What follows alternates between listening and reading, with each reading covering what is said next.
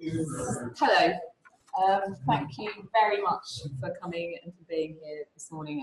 Is this our first summit? This is our first summit. I should know that. Yeah. We've had several meetings beforehand, but this is the first summit of the year. Yeah, and Esther will talk more about the peer support networks. We're a bit like a co-commentary in football, aren't we? So I hope that all of you know about Project Artworks, and I won't go into too much detail about us as an organisation. We've got a really good website that you can access to see the range of work that we do. And one of the reasons we meet regularly as a peer support network is that we work holistically. So we understand that in the lives of people with complex support needs, that it's not, that our duty doesn't stop with a workshop, but we need to understand lives in their totality and the forces that impact on them, because otherwise we actually aren't always able to maintain working with people. If their care budgets stop, or if they lose some kind of provision, then we lose them. And it's really important that we have a sense of continuum and evolving relationships with individuals with complex needs and families. So these events are really instigated with a spirit of partnership and collaboration with the local authority, health commissioners, care agencies, individuals, families. This is about us all working together and sharing knowledge, because knowledge is power, and that is both, it works both ways. So for commissioners, it's really important for them to know what the lived experience is of decisions that are being made. And for us, it's really important to know how the power brokers, I guess, that impact on our lives, all our lives, how they're thinking too. And so this is really an opportunity for us to have a discourse. And we try and eradicate conflict or any kind of blame, because actually we all know that the climate in this country at the moment is very hostile to vulnerable people. That is just a sort of an experience that from the ground up that we are experiencing. And I mean, it's a really interesting article by Frances Ryan in The Guardian yesterday, where she talks about the fear that is experienced by people with disabilities at the moment about the uncertainty of the future of social care across all areas, and also the impact of incredibly strained and constrained funding of provision.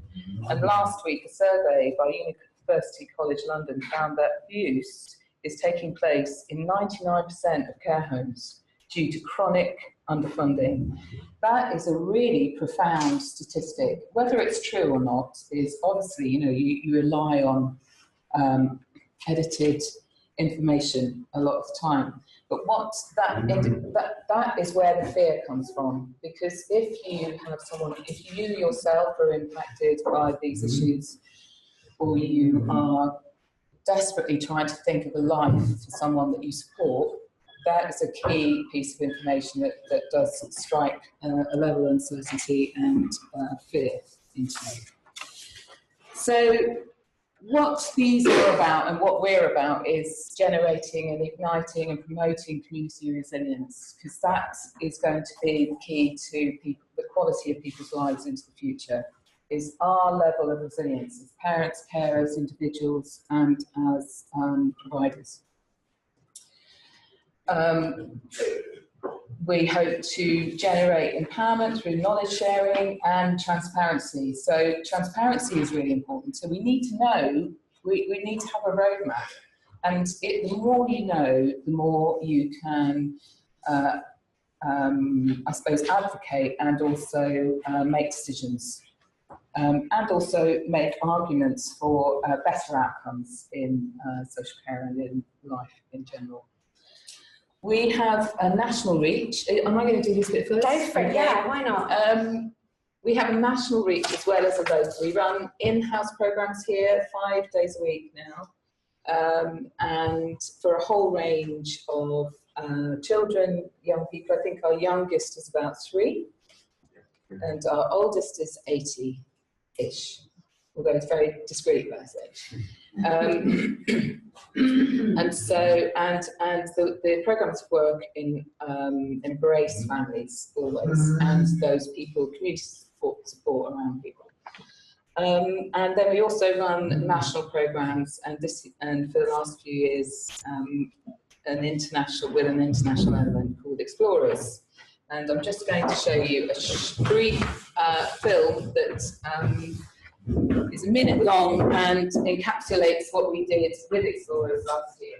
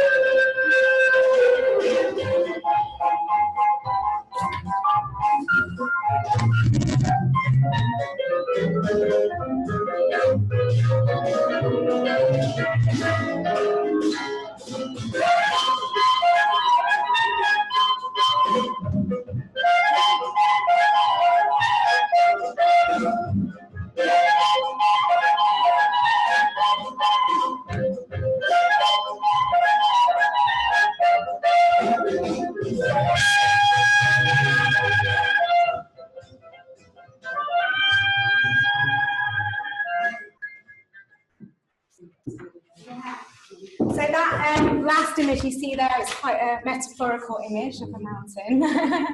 And that's a sort of taster of what's to come on the Explorers project, which will see a body of work produced exploring the wilderness in northern Scotland.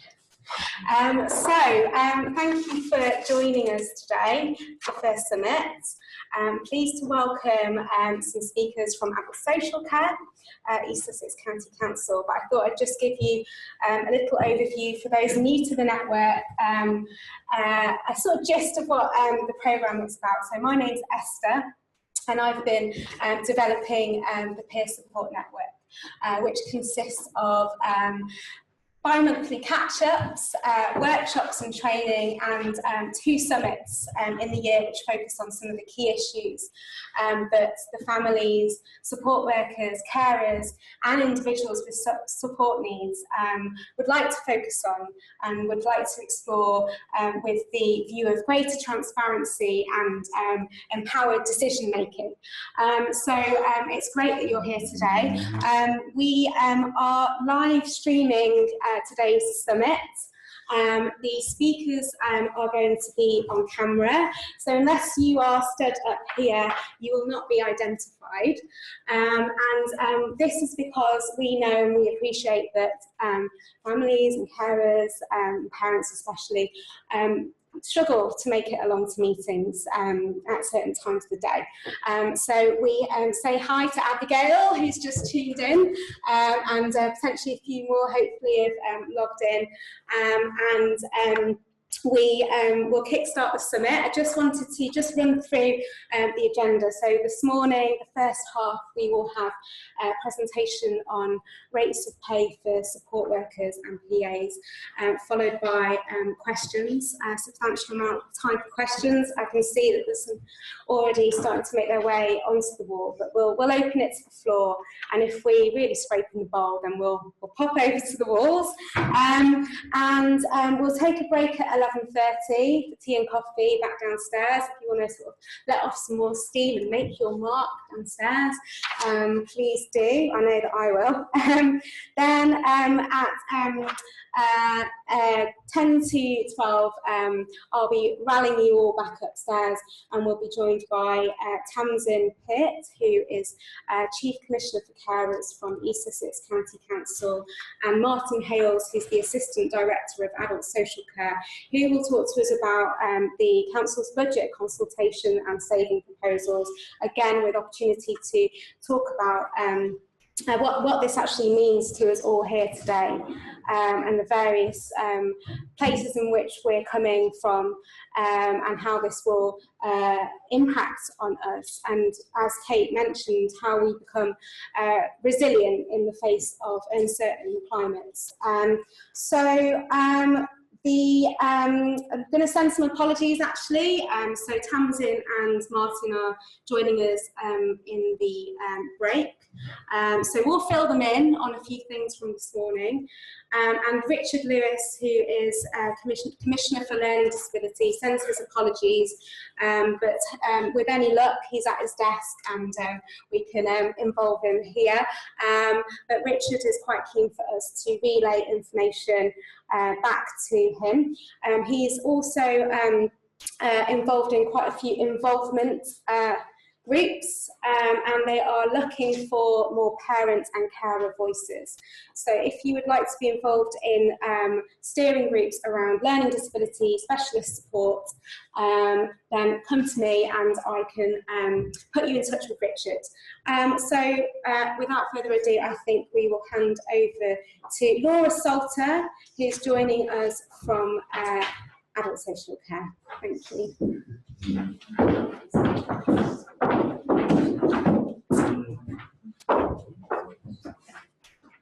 Hi everyone, just wait for the presentation to be uploaded. Just wanted to add that we've also got Beverley here as well from Children's Services, so she will be able to add anything extra or anything slightly different. This presentation that I'm doing is purely on the kind of adult social care perspective. There's loads of crossovers between children, but it's useful to mention any kind of differences, so just to be aware of that. So I'm Laura Salter. I am a service development manager and project manager in adult social care. I work in a team called the Operational Development Team, and that team is involved in looking at how our operational teams work and looking at different developments and changes that come through, and we kind of support those practitioners to implement those changes that come in. I focus mainly on the direct payments area, but I also have other areas I work on as well. But as I said, my main focus is in direct payments. So I understand that I was asked to come today to kind of, yes, absolutely talk about rates of pay, but to also talk about how a direct payment budget is kind of created in the first place. And that will lead into rates of pay, and also to talk about self-employed PAs and what that means and how the budgets kind of worked out for those as well. So as Esther said, loads of time for questions at the end, so feel free to take any mental notes of those. So to start with, how is a direct payment budget calculated? So when a practitioner comes out and sees a person and looks at what their needs are, they'll go through that and they'll look at what the costs are of meeting those needs. So there might be lots of different services, lots of different ways that can meet that person's needs. That person might have lots of ideas themselves. Their family might have ideas, this works or that works, and they might have lots of different ways that can meet their needs. And it's a challenge for the practitioner to look at, okay, well, are there different services? Is it going to be a personal assistant? What are these different options and how much is that going to cost in order for those needs to be met? And what is the most cost-effective way of meeting those needs? So when it comes to a direct payment, if it's lots of different services, obviously they have certain services have a certain cost.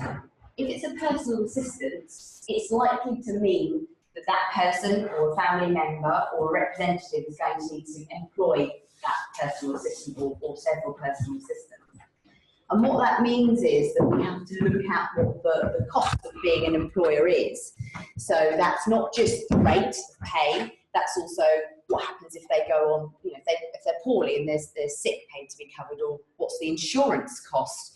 So there's lots of kind of on costs to being an employer as well as just that rate.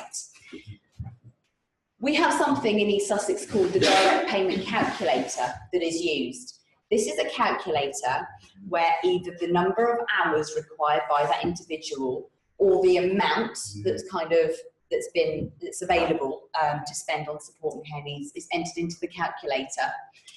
And once that's entered, it provides an hourly rate that includes all of those on costs.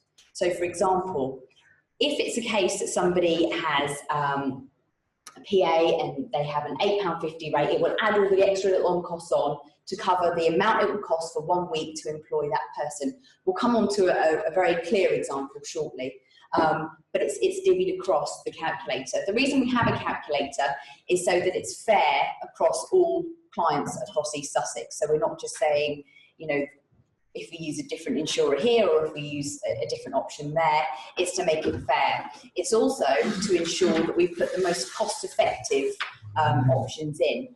So East Sussex, for example, has an agreement with a particular insurer, and they have agreed, because we have a lot of clients who require insurance, that they will provide a certain rate. So that rate is included in the calculator, as that's the most cost-effective rate that is available.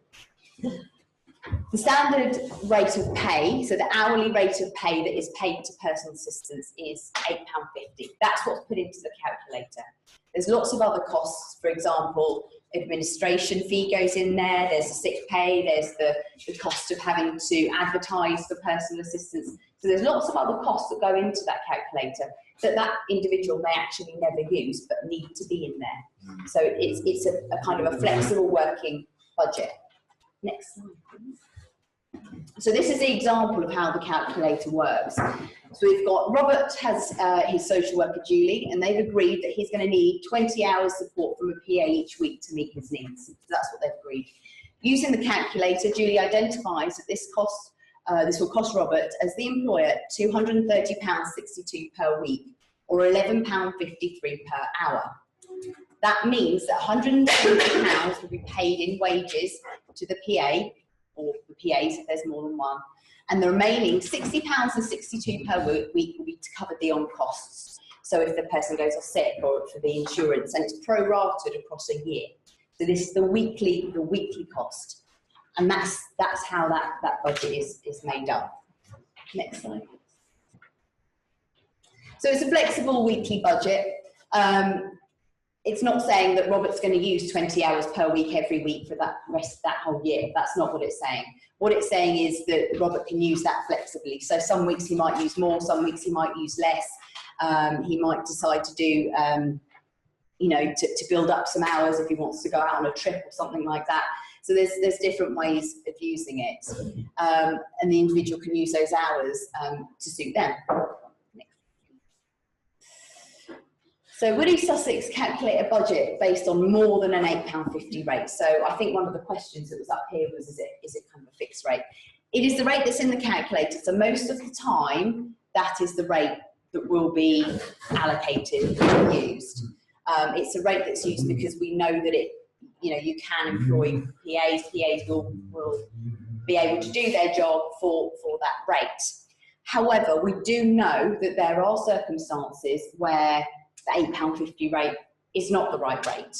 Those circumstances are generally if a more highly skilled PA is required. So if a PA who's got specific training or is required to have a specific level due to the care that they have to provide, then it may be considered that a higher rate is needed. Now that conversation has to happen and take place with the practitioner, so with that social worker, to discuss, you know, what are those needs, what should be the rates, and that's down to that practitioner to have that conversation and for it to be agreed at that point.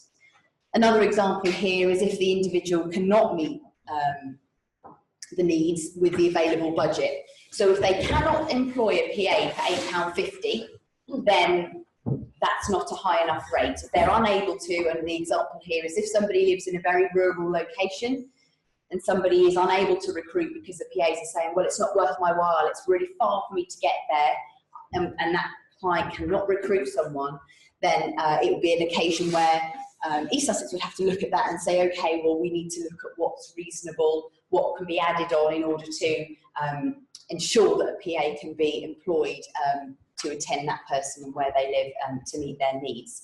The key thing to take away here is that it's the local authority's duty to ensure that the individual's needs are met. So at the moment, the £8.50 rate is most of the time okay.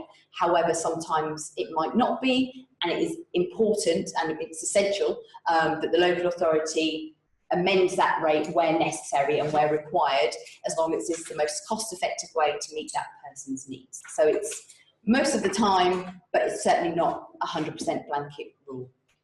Thank you. Next slide.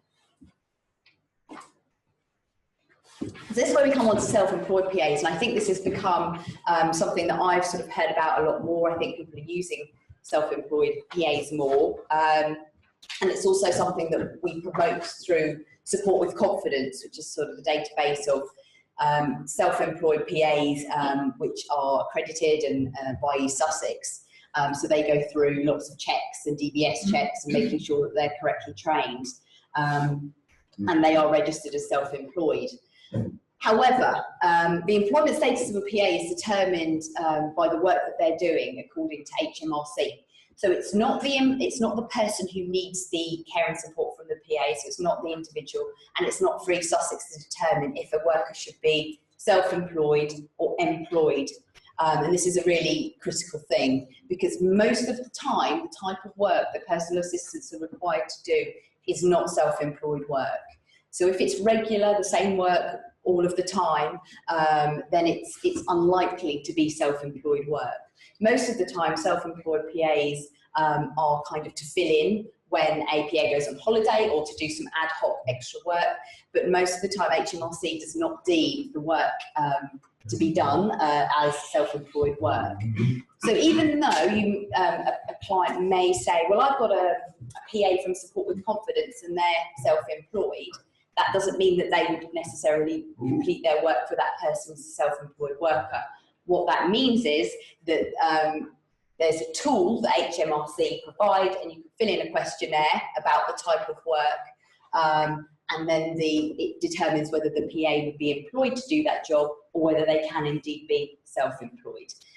So most of the time, as I've said, it comes out that the PA should be employed and therefore the rate stands. However, on some occasions, it is the case that the work is relevant for a self-employed PA, and as I said, often it's kind of filling in, or it comes out that that it is okay for a self-employed worker, and that's fine. And that's why, as a local authority, East Sussex doesn't have a blanket rule to say no one can use self-employed PAs. Some local authorities do. East Sussex doesn't.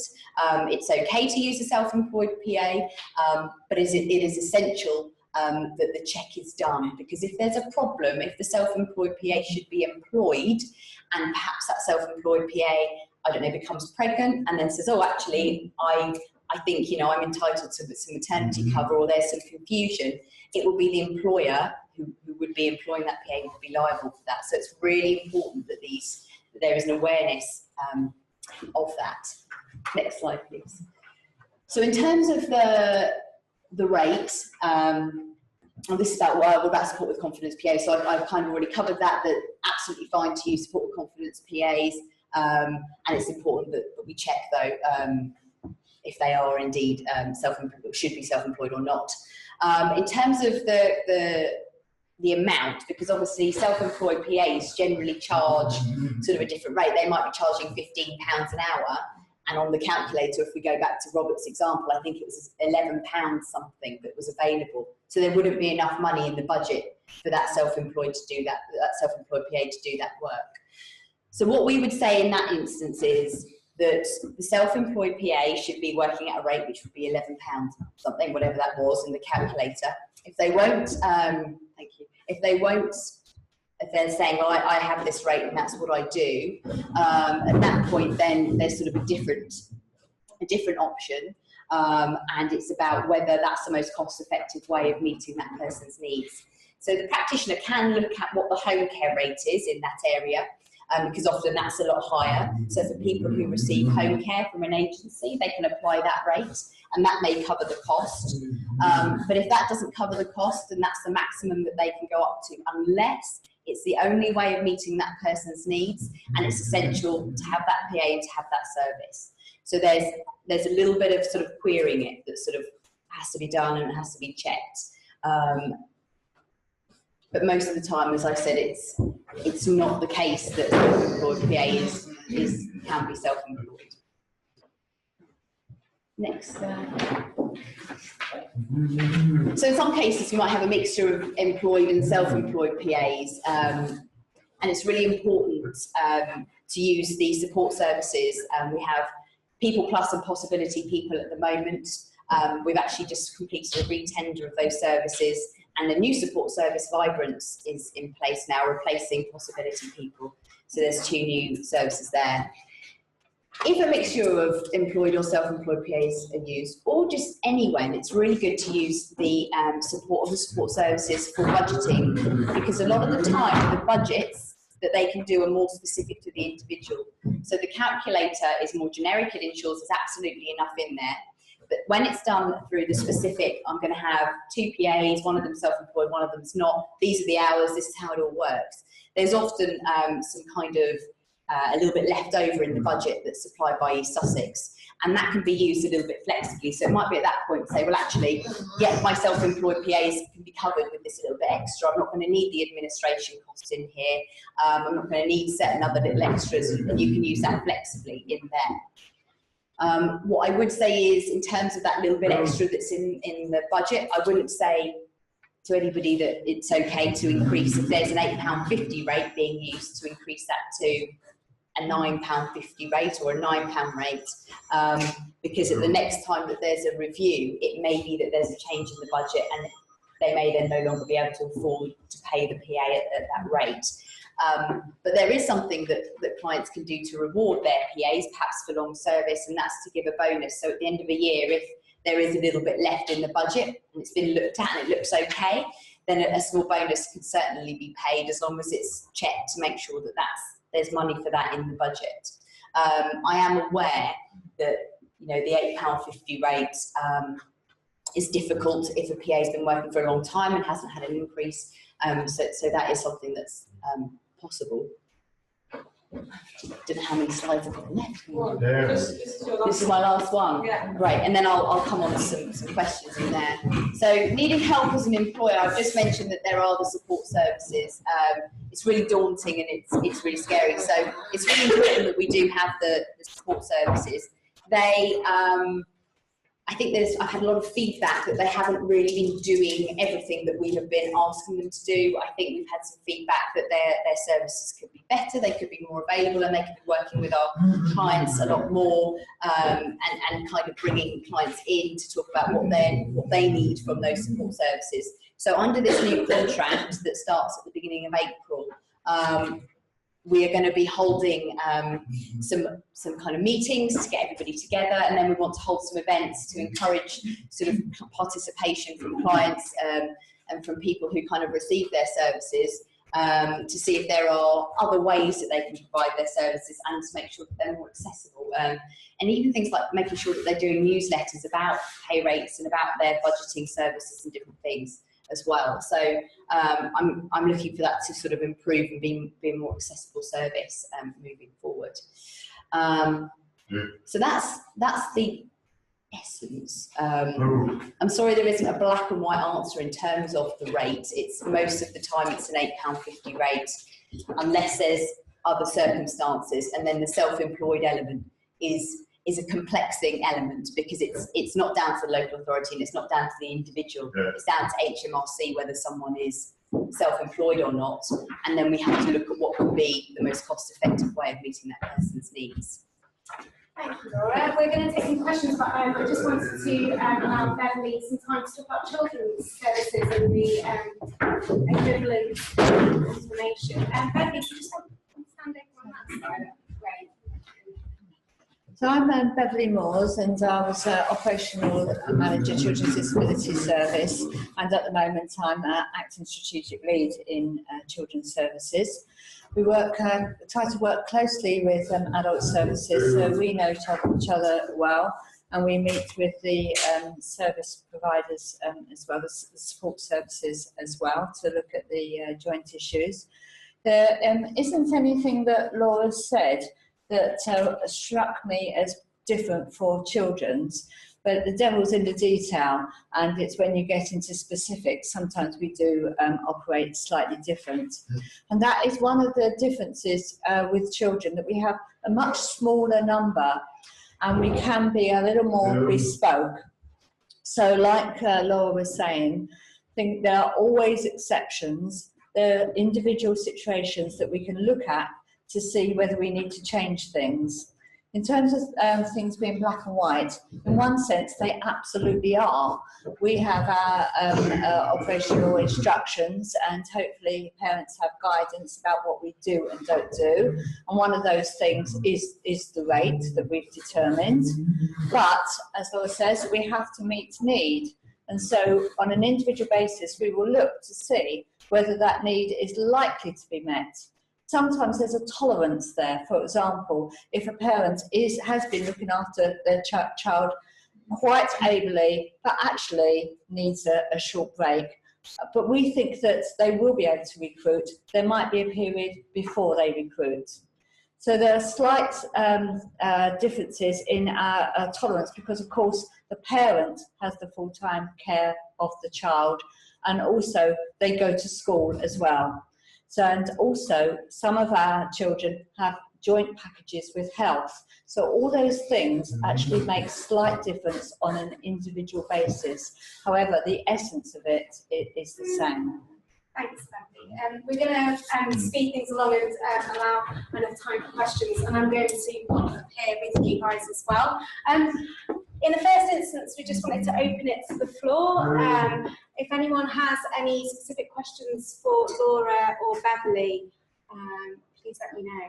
Okay, go for it. Okay, I understand that the uptake for direct payments is quite low. Is that right? No, depends what you I'm mean. just going to repeat the question, because you've got these fancy directional mics, so for the benefit of those tuning in online.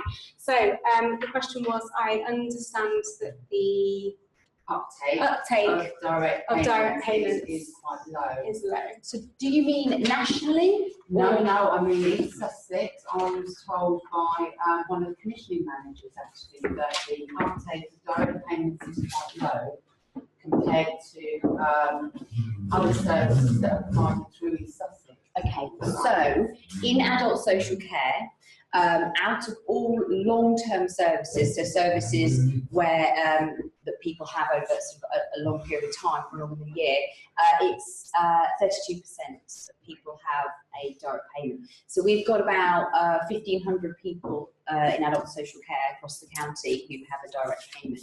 So our rate is actually pretty good. Nationally, we're in the upper quartile, so we're in the top. We're in the bottom of the upper quartile, so we're in the middle of the top half, basically, of local authorities. The uptake is pretty good, and the local authority has an obligation to offer direct payments to everybody, and this is something that we have to ensure happens. So if you're aware of that not happening, I think that's something we've actually recently had a conversation about, and we will be looking kind of into the processes of that, but everybody is offered where appropriate a direct payment. The lady behind. Could you just confirm who has the new contract? Who has the new contract? Yep, so this is, so the contract was with People Plus and Possibility People. It is now with People Plus, so they've remained in place, and a new provider called Vibrance. Thank you. Yes, Teresa. Just picking up Chris's point about the uptake of direct payments and direct payments being offered to everybody.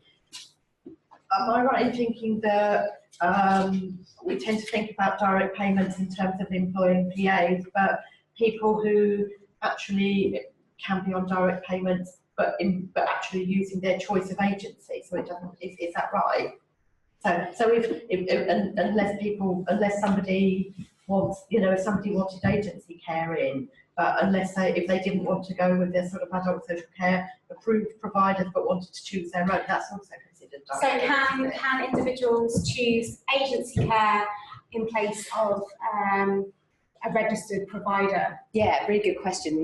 Yeah, absolutely. So a person can have a direct payment, and they can have anyone that they feel is appropriate to meet their needs. So if they wanted to use an agency provider that wasn't on what we have something called an approved provider list. If it's not on that list, then absolutely they can use an agency, or that's not on that list. We have some people who have meals services through direct payments, and they have meals provided by providers who we don't have a preferred agreement with, and they want to use a different provider. They receive a direct payment to have that service. So yes, you're right.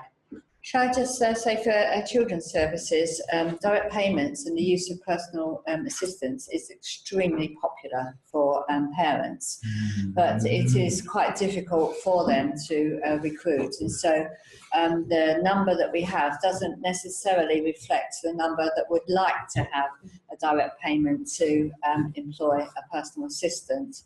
And when, for whatever reason, that isn't viable, then we will look again at all options to see which is going to meet the needs of the child, which is suitable for children. And again, that's different. Some agencies won't work with children, and what is the most cost effective. So again, it's the worker, the practitioner working with the family to actually ensure that that need is met in a cost effective way, but also taking into account what a particular family's circumstances are. And with children, we know that, for example, they might want a particular person that they know, that it might be completely unsuitable to have an agency that might send different people in. And so again, it's about working it out on a bespoke basis. Two things. First of all, one of the reasons we wanted to instigate the discussion about rates of pay is that it's very, very hard to find really good PAs and support workers. I mean, we use that term as well, because of the skill required, and it doesn't sort of add up to the rates of pay that are currently on the table, but also because when we were looking at the PA registers, they were all much higher rates that PAs were describing that they would be prepared to work for. I think I've actually got, there's a few questions on here that it might be good to introduce them for you. And then following on from that, we are considering, we have done some research to find out what the gaps are for people who may want to run quite a complex support provision for their adult child, for example, through direct payments, and what support they need and where the gaps are. And the gaps are around structuring support packages, rotas, running, obviously payroll is done by your allocated, like is Vibrance running payroll? Yeah, they will be running the same services, yeah. So then there is a need, I think, a really important point that in the calculations for hourly rates, there's a need to separate and itemize the calculations. So what is the hourly rate for insurance? What is the hourly rate you allocate for administration, for example? What about training? What about pensions? Because once someone earns a threshold, I think it is, of 10,000 per annum, that you have a duty to provide a pension.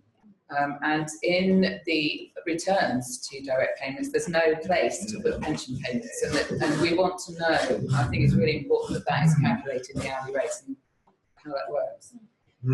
So in response to your question about hourly rates and pensions, just quickly, and then I'll come on to your other first question. So yes, you're right, there is an obligation for employers to pay into pension schemes if a personal assistant support worker opts in, and that is an cost of employing, and that does need to be met. So at the moment, the number of people that it has impacted has been not that high, but the route back in would be to come back into adult social care or to children's services and say this is the impact we need to add in, and then that will be allocated. So it's absolutely funded. It's something that's it's an implication, it's part of being an employer, and it has to be paid. In terms of how the calculator works and the split and how everything is, so for example, it's £100 across a year for training, and we can make it available how that's split out. Yeah. Per school worker? Per school worker. But in the whole budget. For training? Yeah, but what I'm going to say is this, that's the general budget, but if it's a case, sorry? Good luck with that. No, but if it's the case where that individual, it's the same as the rate, it's the same with anything that's in the calculator. If this person has specific needs where they have to provide regular training, I think of a case now, then the allocation was changed and it was increased. So we have to do something based on this is what's fair for someone who probably won't even use necessarily training, but then there is obviously the case at the other end, which is there's a considerable amount required. So it's a tool that is used to make sure it's fair across the board, but it is not a blanket rule 100% of the time. Yes. So Laura, with the calculator, when somebody is assessed and it goes to the calculator, should we be privy to how that's been itemised and broken down? You certainly can. It's transparent. There's no reason why you couldn't see that. It's exactly the same as if the support service sits down and completes a budget with you. It's exactly the same. Theirs is a bit more detailed because they can pull out the exact amount of training, the exact requirement, and all the little details, they can pull it out, so it's a lot more precise. What the calculator does, it's a more generic version, and it's a bit higher than what there's always a bit available more when you have the specific budget. Okay. So I would always go via the support services for a more specific budget to get kind of, well, if I've got a bit of wriggle room, I want to use this bit of money here, I would say, that's where the detail kind of comes in. Okay. But there's no reason why it can't be shared with you at a point of a review. It's not a secret. It's something. I mean, it's very useful to know how the figure has been, come to, because for me personally, I've recently just had a review, and I understand now that it's a core assessment as opposed to the RAS, which produces an indicative budget. And my indicative budget, for some reason, has gone down by £3,000 a year. And yet the criteria has changed from significant in some areas to severe. And I can't understand why that should be reduced. So without a sort of a transparent that's separate from the calculator, because that's looking at what the needs are of the individual and saying this is how the needs are going to be met, and this is what's allocated from the RAS. The resource allocation is different to the direct payment calculator. So the calculator is purely done after. It's not part of how much is allocated for all of the needs. No, so there are two sort of. Yeah, it's a separate. Yeah. It's certainly not going to. The calculator is not going to determine what someone can have to meet their needs. Certainly not. It's a tool in order to make sure that there's enough money there, so that if someone's employing, there is enough money for them to employ that personal assistant. Okay, but why would the other calculator? So that would have been to do with the assessment and the needs and all the support planning. If those had grown, I couldn't understand why it would have reduced. I can't comment on the specific case because it would have been done with the practitioner and they would have completed that task. So that wouldn't have, the calculator wouldn't have had any impact on that. And I understand you can also have an individual assessment as opposed to using the core assessment system or resource allocation system if the individual is complex and very individual. I think that's always when it's about the complexities and about what the needs are. It's best to have that conversation one-on-one with the practitioner who's about what the options are, because I wouldn't like to broad brush stroke and you know, say. I'm just going to, Teresa. I've got a couple of questions, but first of all, Laura, you mentioned about if a while ago about people kind of coming back in and into the service and talking to a practitioner. I've forgotten what that was about there, but my immediate question was, will that spark off another review of services? Yeah, thank you, Teresa. So that is where we were talking about if somebody was needing to pay into a pension, and we said, you know, the best thing to do is come back in. Not necessarily. It would be, you know, it's not always a review. It could be sort of a discussion, and then it can be decided, because it depends on what's happening with the needs and what's going on. So it's not an automatic, yes, it has to be a review, because if nothing else has changed, if the needs are the same, it would just need to be looked at what's the implication of the pension on that person. But I do understand what you're saying, that can be a barrier sometimes if people you know, are quite frightened or concerned about making contact because everything's actually okay, it's just this one thing. So it's not an automatic thing. But what I'm going to be looking to do is, with the new support services, is get some communication out via them about sort of the pensions and how it works and coming back. And it might be a case of kind of talking to the support services first so that they can start doing that work around the amount needed, and we'll get some communication out so people know about coming back in. Can I say something about the concern that people do have, like you've mentioned, Teresa? We have a number of cases that we have in what we call a review system, because there's no need to contact people until a review is due, because as far as we're concerned, things are running well. And we have, when we've gone out to people, found that there have been some issues that they haven't come to us with. And what seems to lie behind that is that people know that we're in a period of austerity. They know that we're looking to make cuts. And so they are concerned that any approach is going to result in that. Hello. I sit on a resource panel that I actually chair, and I can say that often we actually increase as a result of somebody coming to us with a problem, because it's normally a problem that does need an increase, or it might stay the same, or we might jiggle things around. And so, you know, I can't guarantee that there won't be a reduction, but what I'm saying is that there is no sense in which people say, there's an opportunity to reduce. So we would ask you to come forward. And just picking up on your point, that if a parent in our situation is concerned that there's something that they don't understand, and typically they would say, my young person's needs haven't changed, then there needs to be answers for you, and that might be deep within the workings of the assessment, or our statutory obligations, or how our guidance have changed, or in how the resource allocation is built. But that's okay. If the worker doesn't know, they can go back to their manager and try to find that. We try to work transparently, and really there shouldn't be a question that remains unanswered. I'm just going to throw over to him, the gentleman over here. In regards to the pensions, I'm a support worker, and a lot of fellow support workers, we have lots of jobs, and so I'm just confused as to why there's like a threshold. You know, I'm only getting pension contributions from one employer, and all the other employers are getting thresholds, so I feel I'm being penalised. I don't know whether you're aware of that. So that's something to do with how it's structured, in terms of it's not something we can control how much you would be entitled to.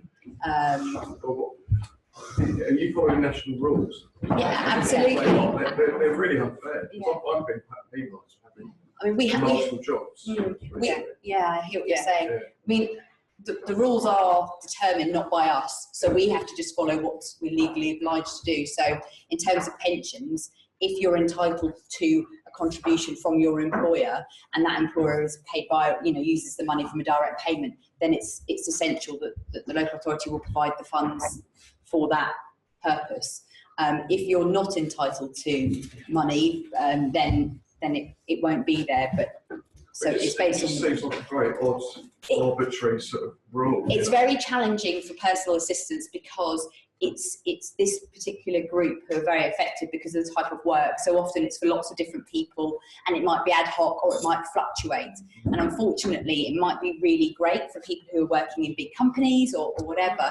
But when you work as a personal assistant, I do hear what you're saying. It's really challenging, and that's why a lot of personal assistants decide to opt out, because they say, well, it's not advantageous for me because I'm getting it here, I'm not getting it there, and actually it's not helpful. So I hear your frustration, but it's not something we can resolve from this side of things, unfortunately. Can I just respond to that? I think this is one of the rationales for us wanting to set up a not-for-profit support worker agency, so that we as an organisation could have a centralising role, an experienced one that comes from sort of user base. And it would enable people to have a single employer and therefore have access to a lot more benefits, including better tax rates. Yeah. But the reason that this whole conversation is taking place is because then that throws up a lot of issues about different rates of pay for support workers. And so if we may have 3 families as an agency, if we had 3 families who were all paying different rates, then that would be a really difficult thing to manage.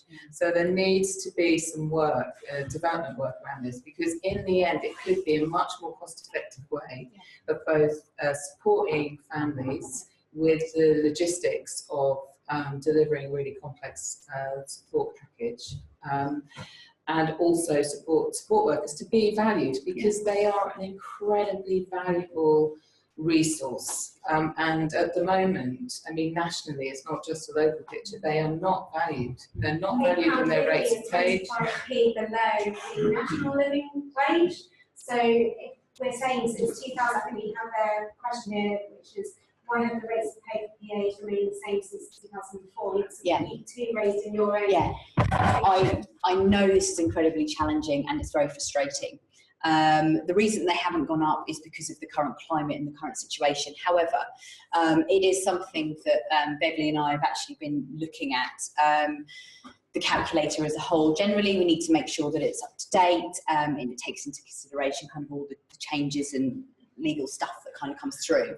At the moment it's not going to be changing, but there are some other avenues that we're kind of looking down. So if there is any feedback from anyone here or anyone that you know in terms of the rate that you're not able to find the workers, or what the challenges are, I would really appreciate that feedback.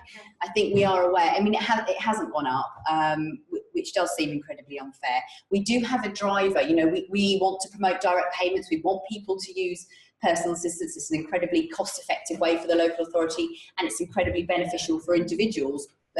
Support workers, personal assistants work for people. We want to encourage that market. We want that market to grow.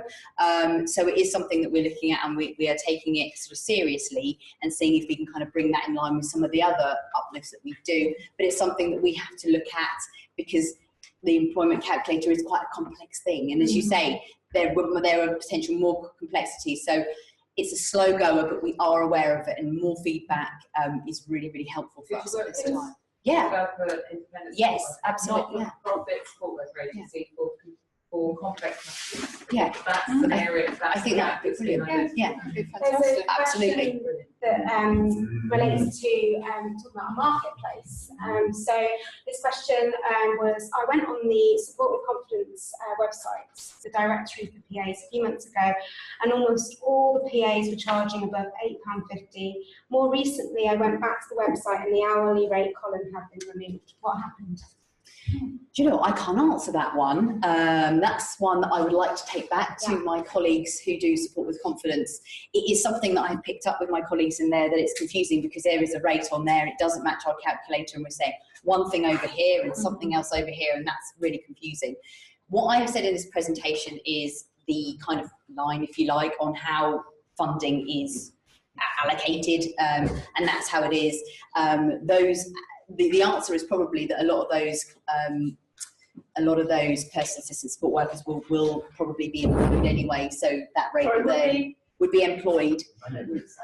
You don't think so? No, I think the majority of support and confidence people have been encouraged to be self-employed. Yes. And that's what they want. Yes, and that's something. And I don't think, with all due respect, I completely understand the rules around the HMRC self-employment status indicator.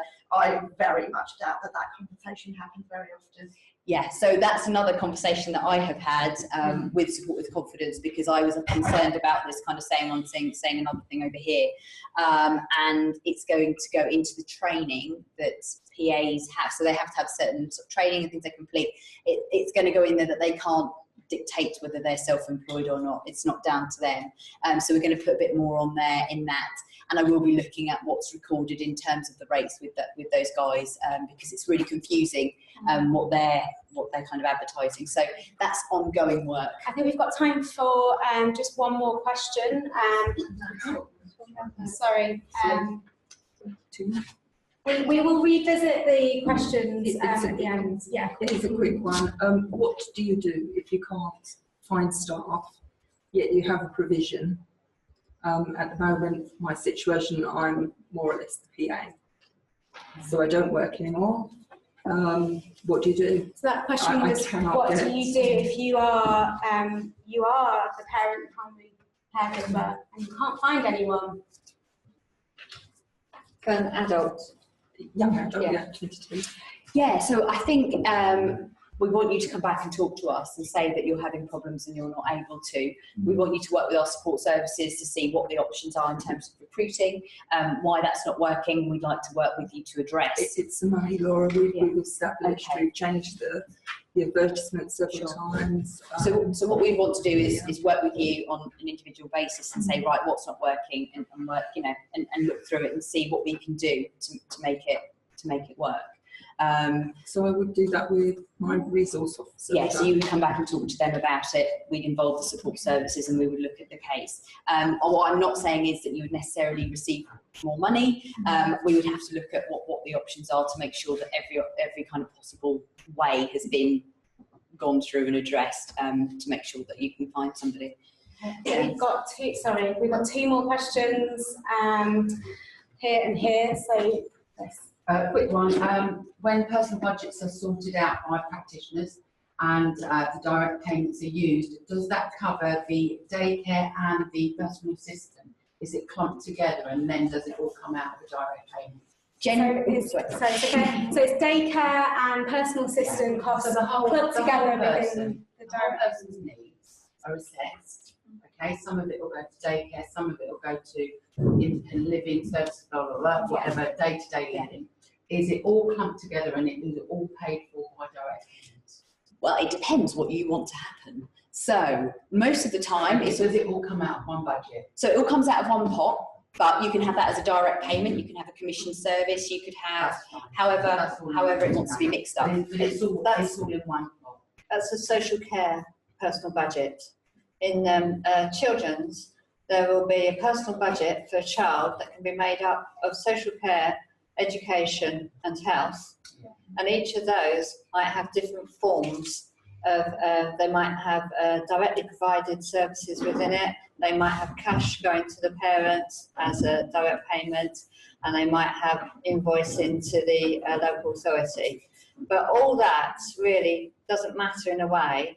It's, are the young person's needs being met, and is it all working, and are the support services there to make it all work? But does it all come out of one pot? There will be the question.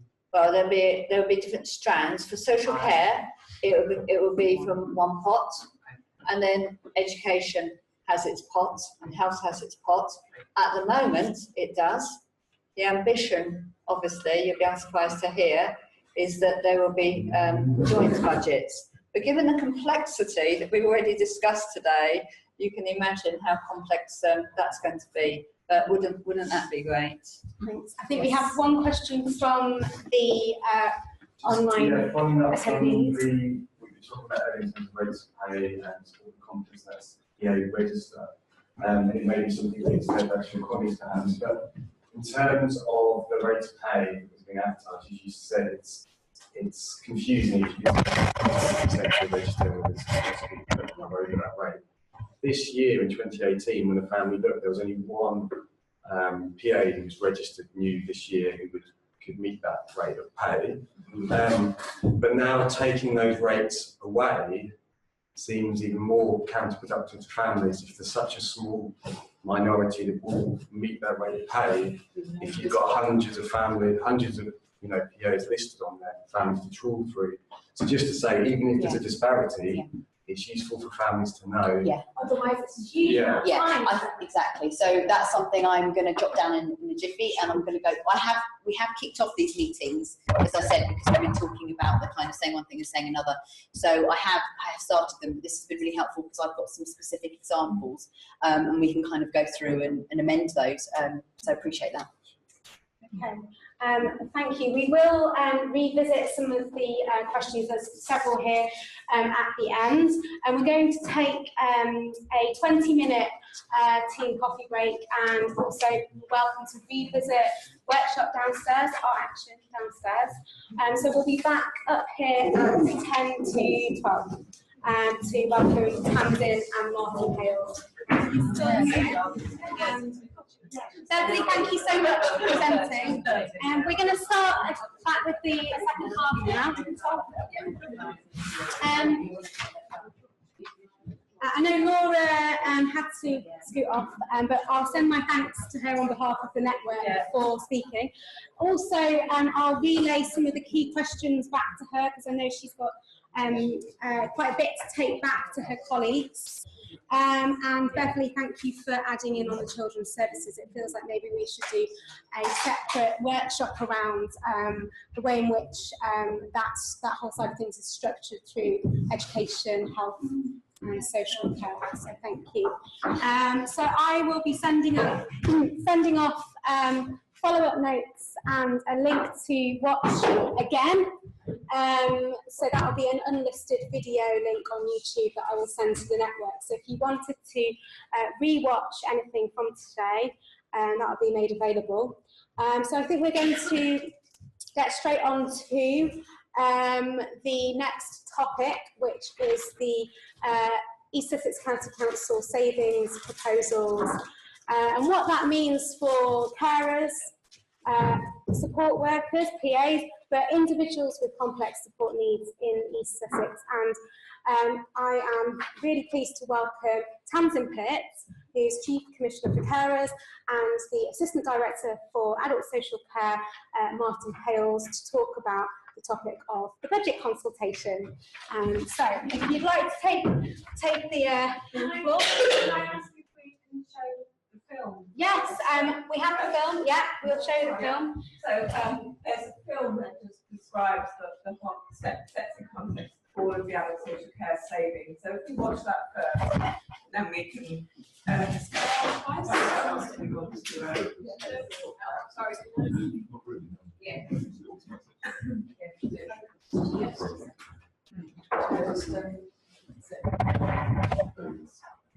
It's got sound as well. Tough choices about County Council's budget and savings proposals. East Sussex County Council plans to spend more than £370 million on services for East Sussex in the year from 1st of April 2018. This is guided by our priorities of keeping vulnerable people safe, helping people help themselves, growing the economy and making the very best use of resources. Our budget is made up of money we get from the council tax and from business rates, income that we generate and grants from the government, for example, the community care budget. The grant that we get from government continues to get smaller, even though the need for our services is rising. This is why we have to make the budget balance, so that means making more savings. The coming year's budget proposals will reduce our annual spending by 17 million. It involves us proposing to raise council tax by 1% more than we had planned. We're proposing a rise of 2.99% in total, which would allow us to maintain more services for vulnerable people. That said, we know it will be difficult for many residents and will still mean reductions in much valued services. The financial challenges we face as a council are long-standing. We have made savings of 112 million since 2010. To give you an idea of the scale, that's enough money to provide care for 6,500 vulnerable adults or repair 2.6 million potholes. So, we're now at the point where our options are increasingly limited. We have urged government to urgently rethink the money it gives to East Sussex and to give our county a fair appeal. You may have seen the Stand Up for East Sussex campaign and petition, which was signed by nearly 6,000 people. As a department, adult social care needs to save nearly £10 million. This level of saving means that we won't be able to provide all the services we currently do. We are likely to have to stop or significantly reduce the money we spend on some services that we know prevent the need for more complex and long-term support. It's not just the people we support and our staff who will be affected. We are talking to people across health organisations and others about the knock-on effect that this will have on our increasingly integrated services. The savings proposals outlined in our cabinet papers and in the public consultation are just that, proposals. The fact remains that we need to save £10 million overall in the department, so if not from one service, it will need to come from another. Our consultation is designed to help us better understand the risks and impact that the proposals will have and how we can make our savings in the best possible way. You can take part in lots of ways, in person, over the phone, in writing, online, or in any way that best suits you. All of the results will be presented to the decision makers in June.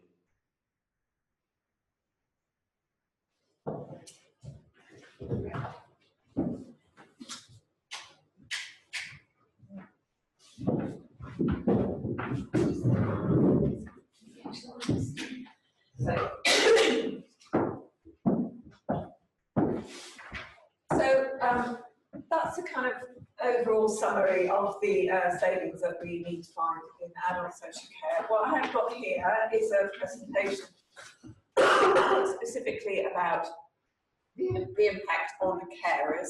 And what I mean by that is family and other informal unpaid carers of adults in East Sussex. So if it's helpful for you, and just checking that the majority of you haven't seen this before, I'll run through some of this. But then we can open out the discussion for you to ask any questions or discuss any particular concerns you've got about any of the savings. So does that sound like what you think you're here to say? Okay. So have you got a clicker or? No, if you ask me, I'll move for you. So I probably just need to skip through the first few because they're covered in the film. Keep going. Yep. Keep going. Keep going. Keep going. Okay, so we'll just start with this, just talking about, so at the moment there's a specific ring-fenced budget for carers services, and that's spent on a whole range of respite, on carers' personal budgets that fund people's needs once they've had a carers assessment. We also have our CRESS, our emergency respite service. We fund respite to ensure that carers can get to their own healthcare appointments. We have a carers breaks team that supports a range of carers. Next.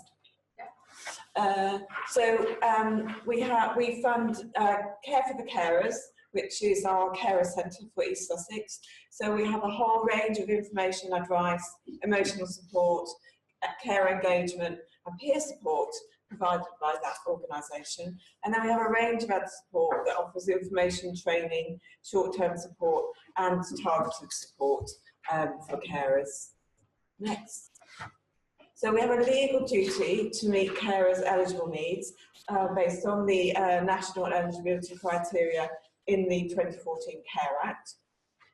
So we use some of the carers' budget, as I said, to allocate carers' personal budgets and also ensure that the services that we commission in the voluntary sector are, to some extent, meeting those eligible needs that carers have. And then, as I said before, there's a range of respite that's funded for carers. So we also have a legal duty to provide information and advice to carers.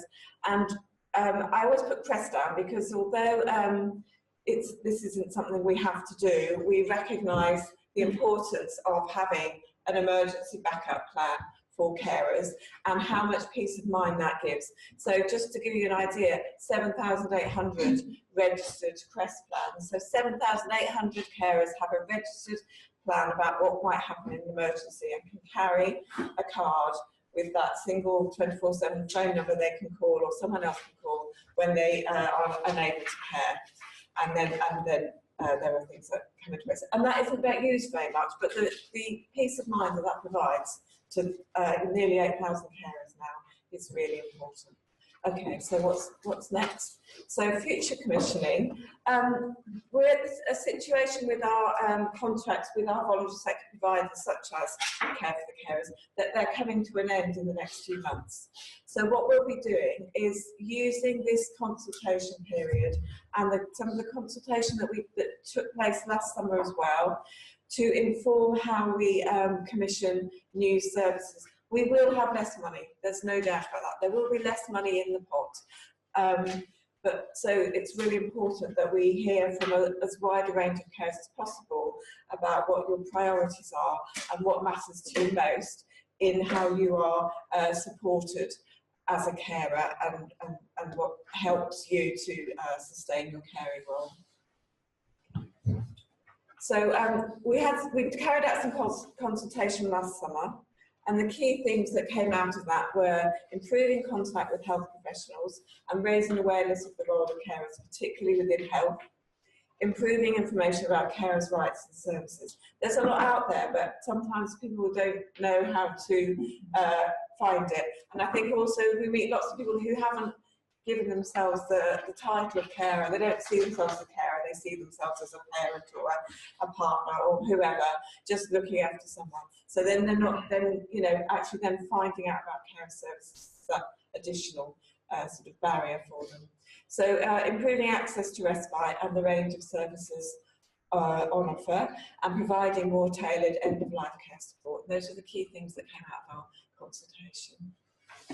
Okay, so out of that, we developed a carers investment plan, and we're going to build on this using all the consultation that's taking place at the moment to then, as I said, recommission carer services in the autumn. So the focus will be on identification. As I said, lots of people don't recognise that they're in that caring role. So one of our key priorities is to reach carers at an early stage in their caring journey and ensure that they have the right support at the right time and don't wait until they're in crisis before they are asking for help.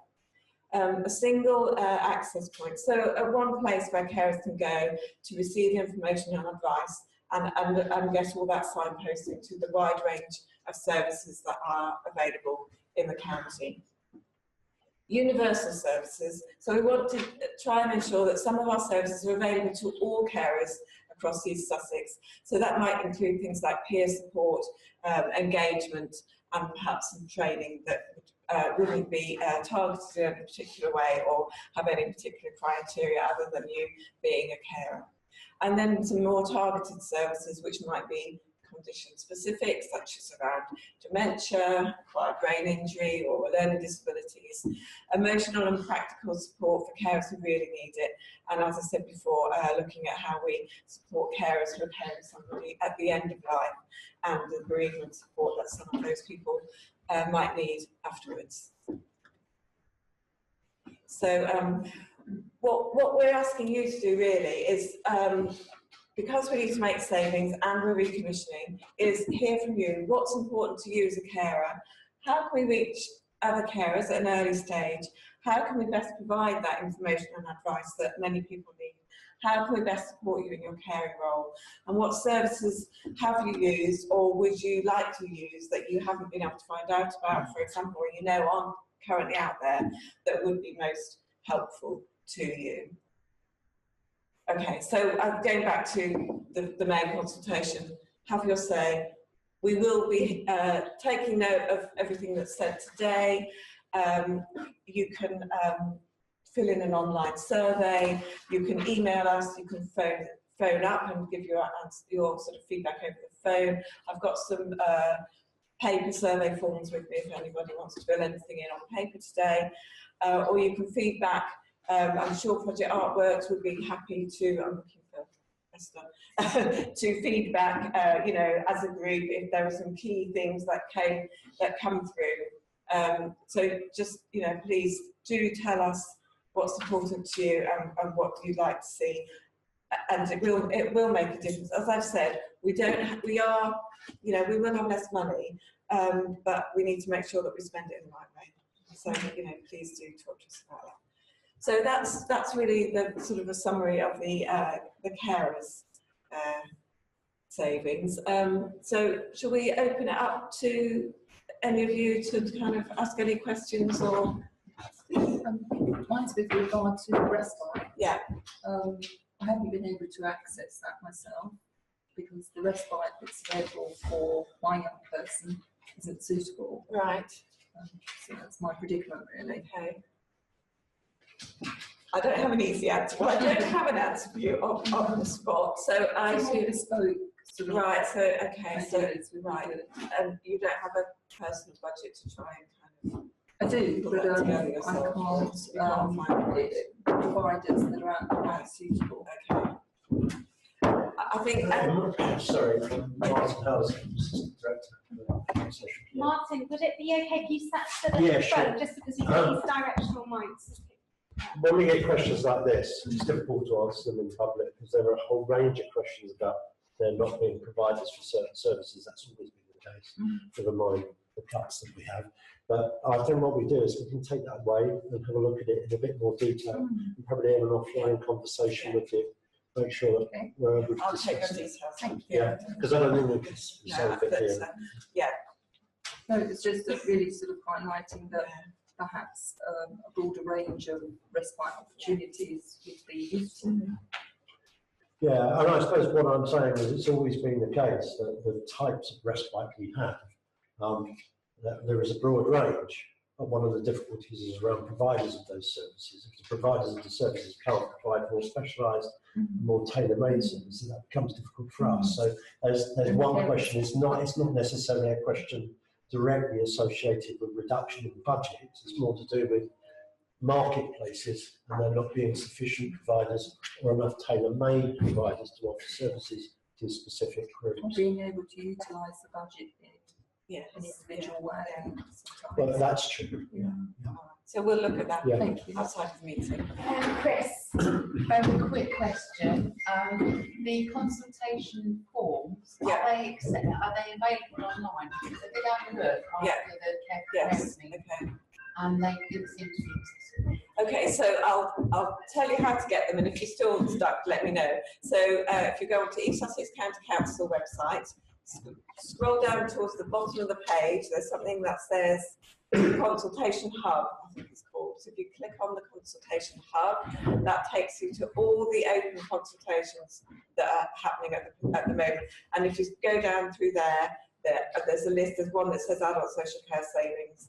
Click on there, and then you just follow the kind of links through to whatever specific services you want to comment on. So some learning disability ones as well as care. So I did go to the current consultations, and Right. it advised me that there were no current consultations. So you might want to feed that back to you. All right. Do most of you in email contact with Project Artworks? So I could send the link to Esther and she can circulate it to your. I sent it through this invitation. Right. There is a link. Okay. There are various tiers Yes. of Yeah. engaging in consultation. So it might be that we signpost to a specific strand of our Yes. consultation. Yeah. I'm just sorting some of these out because there's some that fall into similar categories. There's one here, there's a question here about joint funding. So departments within the council working together, e.g. financial assessment and social services for the benefit of the individual to sort out complicated problems brought about by council workings. Why isn't the duty to be easy access / really being implemented? I think there's another question that relates to joint working, which is around how, obviously with the clinical commissioning groups and CHC funding, savings, more people are moving to social care. So given the cuts to continuing healthcare and increasing number of people with high support needs are now funded through adult social care, how will the local authority cover the cost? And there's a similar question which relates to this, which is about joint funding. So certainly like Nottingham and Sheffield are trying out joint funding between NHS, CHC and social services. So is there anything we can talk about in terms of how, you know, what's the agenda for East Sussex moving forward on that front? Yeah, I can talk about that. There's a bit about the finance team. Yeah. But we recognise there's been problems within our finances for quite a long time in terms of making that work. And that's an internal issue that it's trying to sort out now. So we've been on the case with that for a little while. And that's simply because it is a complicated process across a number of different teams and departments and various things. But we are trying to address that, and there's a major project underway to improve that right now. That in a sense, it's almost business as usual. It's something we have to do every day. It's because in big organisations attempting to solve these little problems that stop people having ease of access can be quite difficult and challenging. So we're doing that. The issue about CHC is more important because I recognise that CHC for a number of years has always been difficult.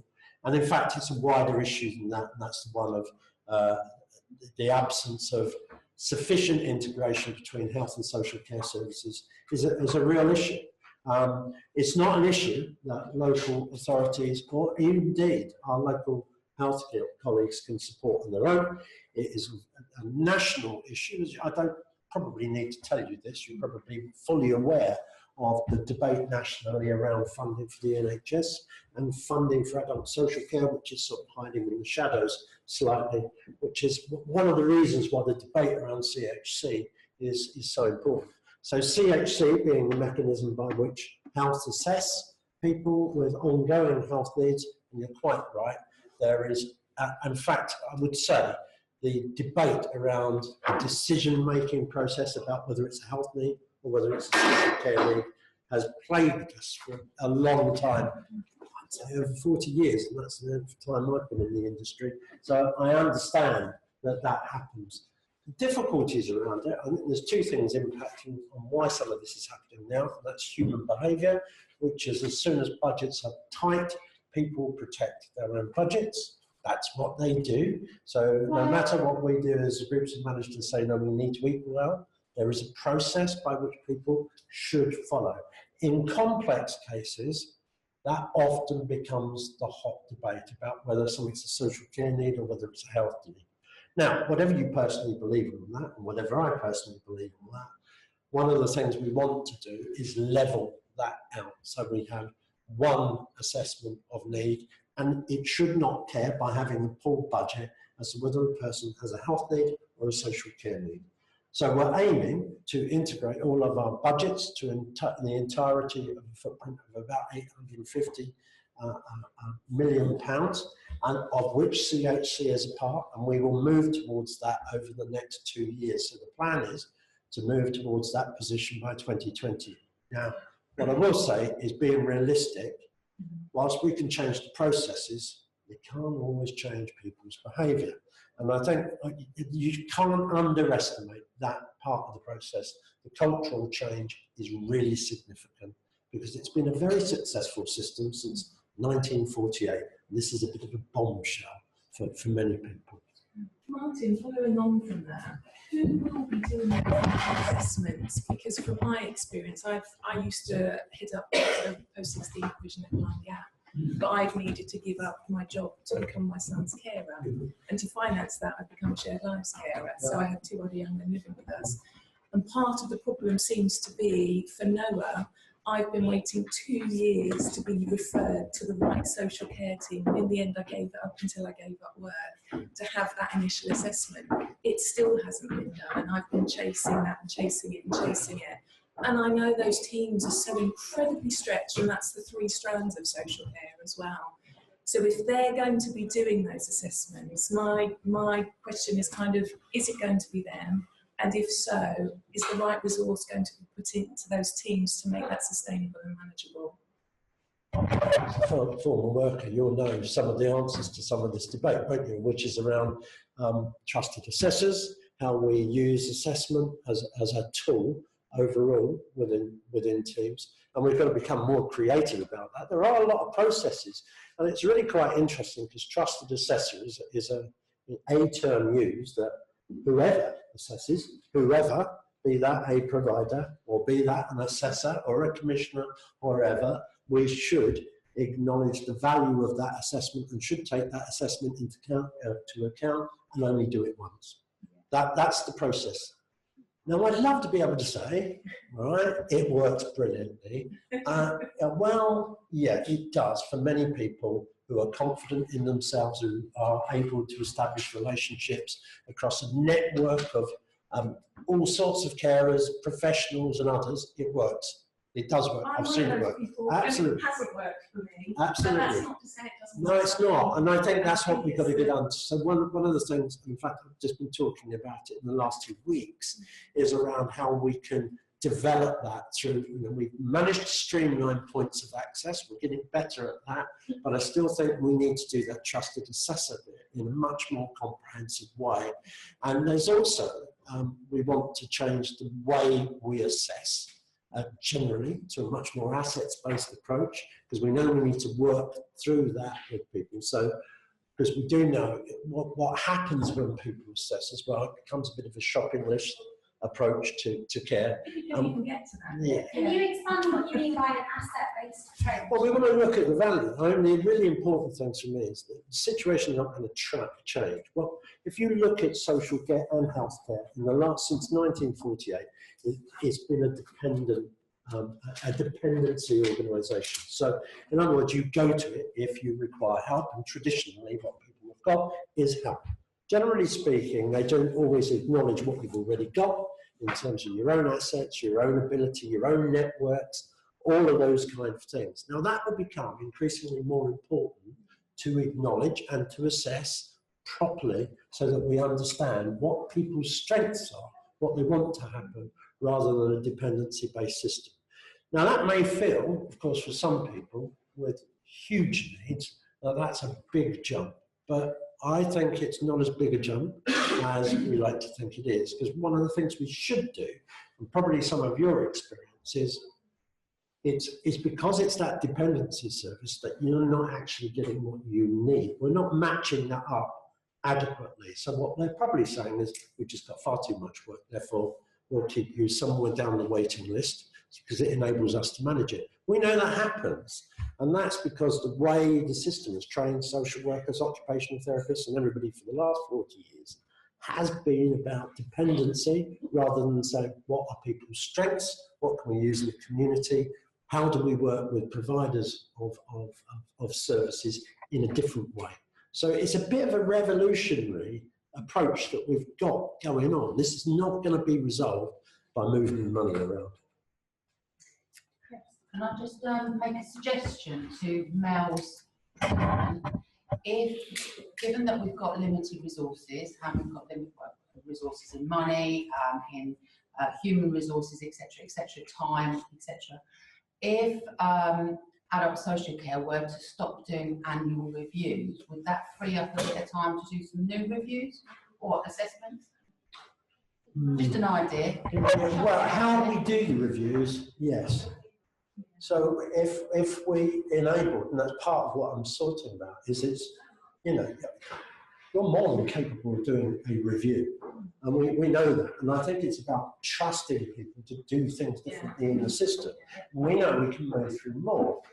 To a degree, I think the problem we've got at the moment is the rate of demand is increasing at such rates. And whatever we do, we could just keep on throwing more staff at it and reorganise it in a slightly different way, and it probably wouldn't lead to many changes because the rate's just going up. We'd always be running to catch up. So I think, now we don't know whether this is true or not, but if you transferred, and I'm using this in the widest sense, so we were talking earlier about how we work with providers. Traditionally, we've had commissioners of services, the commissioner writes up a spec and then providers write to that spec. Now, quite clearly that system is very costly and it's not always terribly effective because it rather assumes that commissioners of services actually know what they're talking about. Now, they do, They do, with all due respect to us, and I'm one of them. We've got an idea, but we don't know everything. And I think that's really important. We trust providers more effectively. However, having said that, we've got a duty of care to safeguard. So there's those sort of balances have got to be worked through. And it's much the same. I think if you put that throughout the system and think, how can we trust people to do their own assessments, for example? Self-assessment, great idea. Self-review, brilliant idea. But we've got to find a way of having a way of being able to understand the standards behind that, because there are risky elements to it. And that has all got to be balanced out. Now, I don't have the exact answer because there are better people than me who get how to get to that point. But I think it is very important. It's an underlying principle.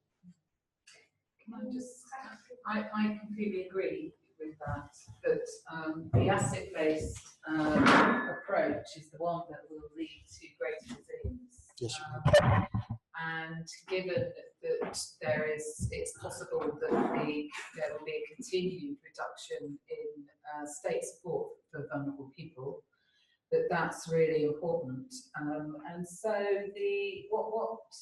what we have found, and Susan Potter here did an evaluation of gaps in provision of essentially what amounts to advice and support for the structure of for families to deliver their own provisions in the best possible way, so that it's more likely to survive and be sustainable. But there is a big gap there, because although Adult Social Care Fund, what's that new one? Vibrance and People Plus, they can provide, there may be quite a lot of resources going into those, which might not be the best use of those resources, because actually if you gave families a support system which says, right, you need to structure your rotas like this, that's very personalised, you need to work on pensions, on training, on how to support workers that you're working with, and this is for complex packages, then those direct payment services might survive for longer and they may be more sustainable. So that is a really important point of investment, because those individuals could employ their own payroll accountants, who might be more efficient. But what's lacking is the structural support for delivering a complex package of care. And that's really important that we put that in place, because it's one of the reasons why direct payments isn't picked up, is because some families just can't do that. So how can that investment be made? And is it something that you're looking at? The answer is yes, because we're looking at everything at the moment in terms of how we move. And I was listening to the conversation earlier, obviously, about not-for-profit support companies. There is a move right across the economy at the moment about, how do we improve support to people to manage their own care? Because I think people can and want to, not everybody, but so you have to provide a variety of different responses. You can wrap it up. One of the things we're looking at, for example, is developing integrated solutions, low-level, universal integrated solutions, which may include a range of different services. You don't even have to have a need, as far as you're concerned. If you have an issue that you need to resolve, we're looking at saying, how can we establish services or access to services in a really easy fashion, without the need for eligibility criteria, without the need for any kind of assessment at all, where you say, this is my need, and we show you a way to access different services. Now, part of that is about how we set up the commercial model to achieve it. So we might have, you've probably all heard about social prescribing, which is how we enable people to access a range of different services, whoever they're provided by, using one single pathway into it. Now, that can be done, but it requires a commercial model, so a service company at the front of it, to manage a range of different contracts as if it was one organisation. Now, we're looking at doing that, and the reason for that is we know that we can immediately save in transactional costs. transferring money into services provided. That makes an awful lot of common sense. Easy? Yes, of course it isn't, because we have to then work through with a range of partners, with providers about, so for example, you might have a not-for-profit company on the board of a service company which manages the infrastructure and the pathways into that. Now, I think personally that's got legs, and actually I think we're obliged to look at things like that to make it more effective. But we can't be under any illusion that it's an easy thing to do.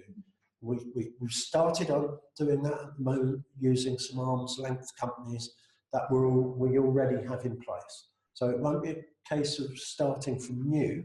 We can start with existing companies and changing their articles of corporation. So I think there's some discussion to be had fairly quickly about how we might achieve things like that. I think that that's possible, although I think it's very difficult to get your head around, It for us is. to get our head around how that might Yeah, work. it is. But I think also it's not necessarily fit for purpose for people with very complex support needs, because I think bespoke, personalised, highly choice-driven packages are the way to enable people to stay in the community rather than be in assessment and treatment units.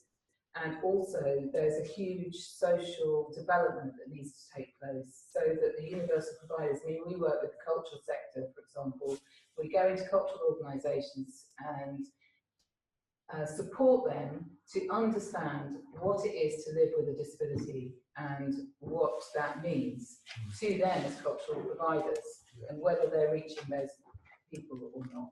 But that's a big piece of work. I know. And you know, that you could look at that across every sector. I So agree. sectors need to be made more aware of the level of need within their communities or their market even. Yeah, they do. But I also think, with due respect, I think the problem is we keep saying that it's a cultural problem, therefore we don't address it. And I think the time has come where you know, I mean, the importance of these reductions, budget reductions, is they're not going to go away, even if the government bails us out tomorrow, which they won't. Even if the Green Paper comes around next year, which, by the way, doesn't include working age adults. So we can wait for another Green Paper to come along. We can keep on waiting, but it will not be bailed out. There will not be enough time. And local authorities and local health economies can't wait to do this. Now, I don't say any of this is easy, but I think there are mechanisms. I agree with, in terms of complex packages of care, it is technical and it is complex. But I think there's a way, if for example, you're looking at not-for-profit agencies to support workers and take some of the infrastructure, there is no reason why we can't support that through another service platform, which takes the pain out of all of the pathways. Because I think you agree that we can set up lots of individual contracts with individual organisations. The one problem they all suffer from is the absence of a coordinated pathway.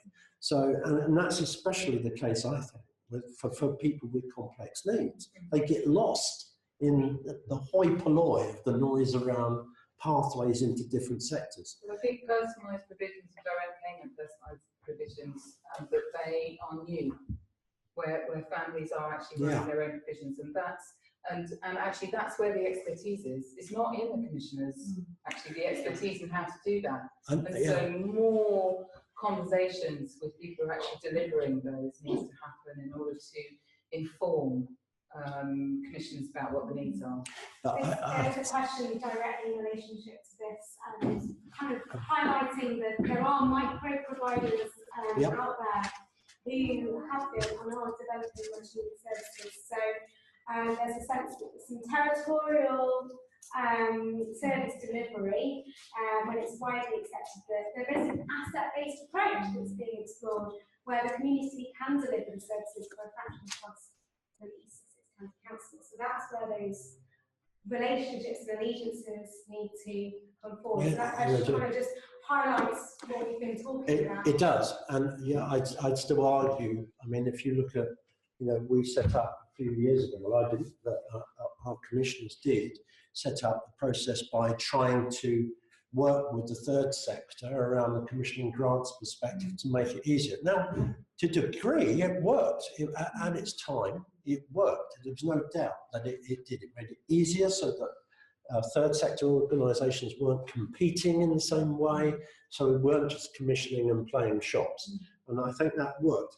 However, in an environment reducing budget, the time has come to move on again. And one of the problems that we know that we have, and I am absolutely up for local community delivery, variation in care at different levels. In a way, does it matter if it works? Does it matter? It does matter if it creates inequalities, so we have to monitor that. But I think that we ought to be able to work at a really local level, and those micro-organisations ought to be able to get in on the market, as it were. I think the problem is, and I suppose what I'm saying is, we know that they will not have the infrastructure to be able to do that. It's very unlikely, and they won't be able to connect with the pathway in how do people connect with services in the same way, for example, as if you went to your GP or you went to a social worker or whatever. Wendy. I think it's really interesting what you're talking about, like the overall package would work. However, that's down the line. That you're talking 2, 3, 5 years until that development is finished. Meanwhile, we're facing a £10 million cut this year. And I read in detail the proposal and the outcomes and the risk management of those cuts. And across the board, well, not across the board, that's not right, but the vast majority of those cuts have a direct impact in somebody becoming worse. Yeah. You know, there is a direct impact on that provision. The person, the individual, moving from a green status to an amber status or an amber status to a red status. That in itself will make East Sussex have insufficient services to provide for those people at a critical need, which will cost you more overall. How are you going to impact? How is that impact of 10 million?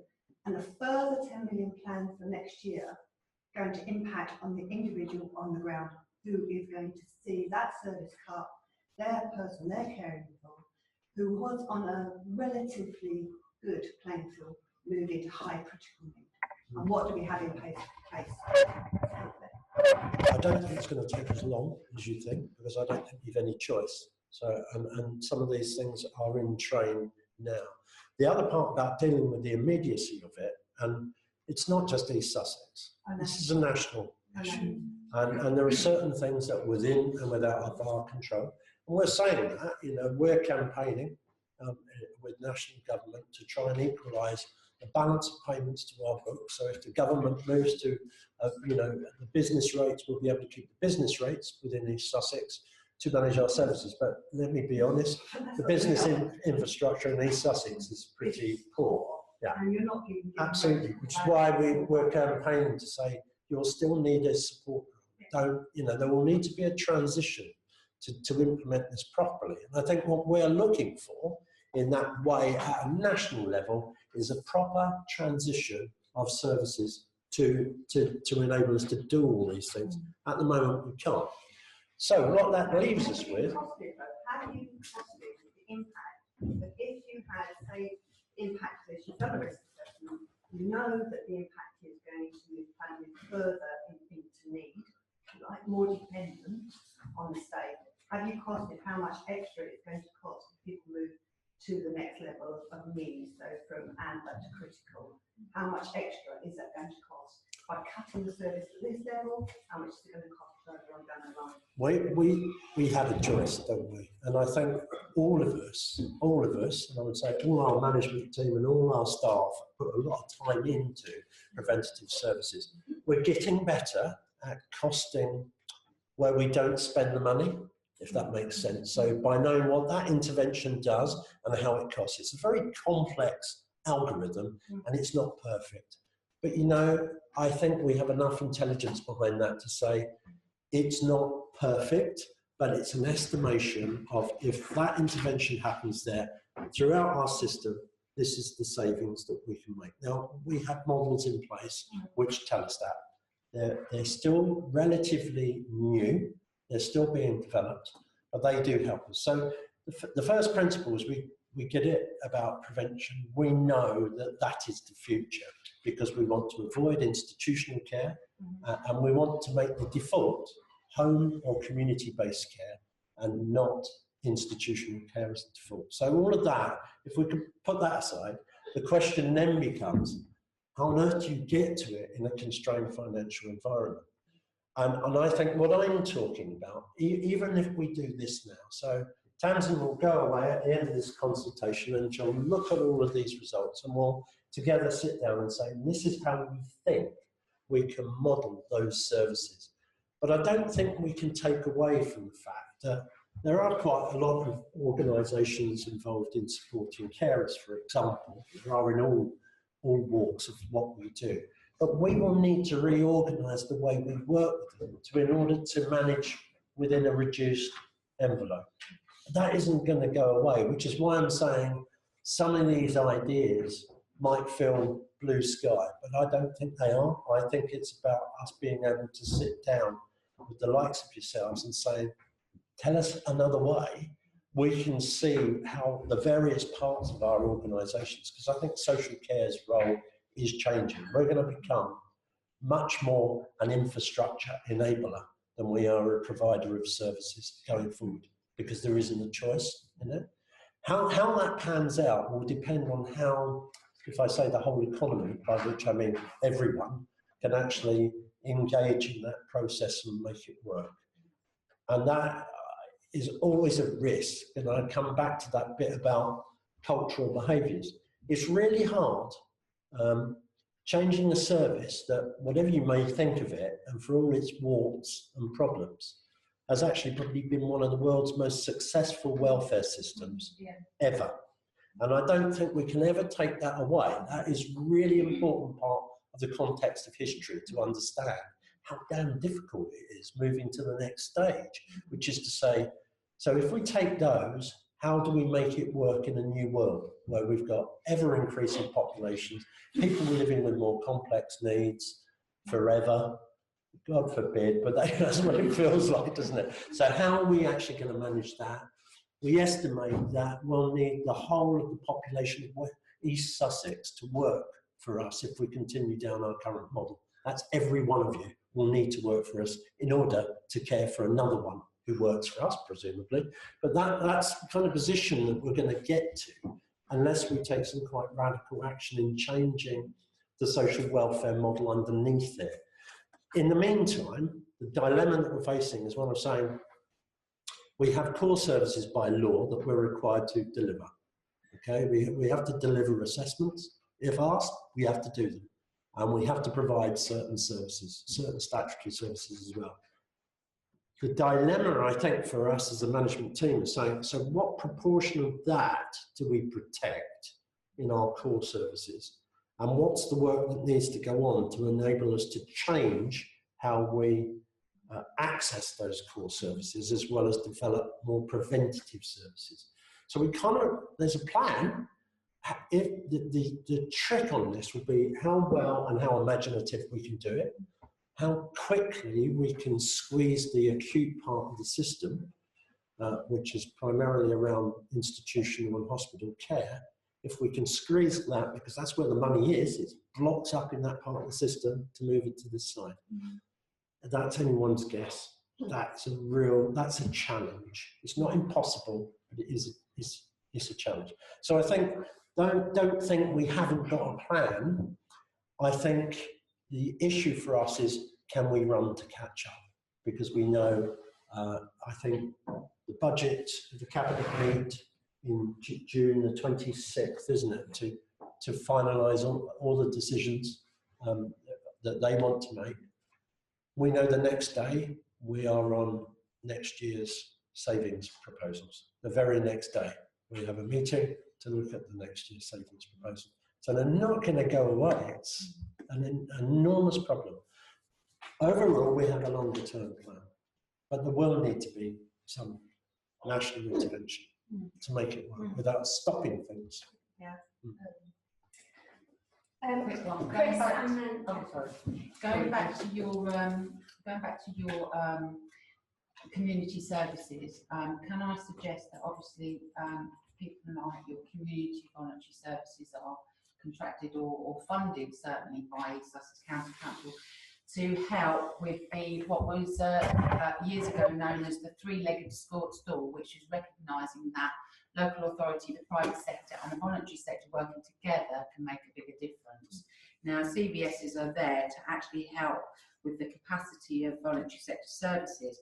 Can we have some consideration about some voluntary sector services which have been running for years and years and years, being assessed and having a look at their skills capacity to deliver right now? And we are. I mean, we already contract the CVSs. We already contract Speak Up as an organisation to represent the sector. I think it's fair to say it's still problematic. I mean, it is, you know, the third sector is a massive sector.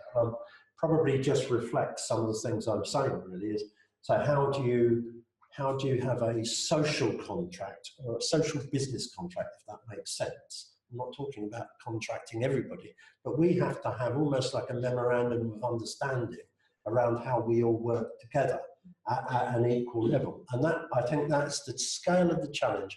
I think I read somewhere in one of the reports from the VCSs around the number of micro providers in the county.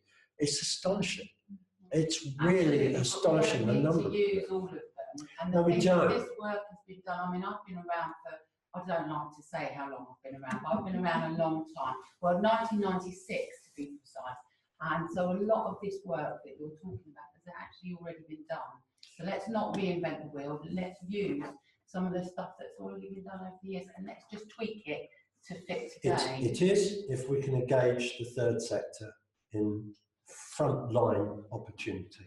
I think that's the challenge. It's more than that. We can categorise. We've got that. Let's use the CVSs to help us do that. And we do try. We do try. Sorry, as being micro. Yeah, absolutely. Yeah. So if we're doing a good job on that, then that just needs to be maintained, and not we shouldn't be sort of under pressure.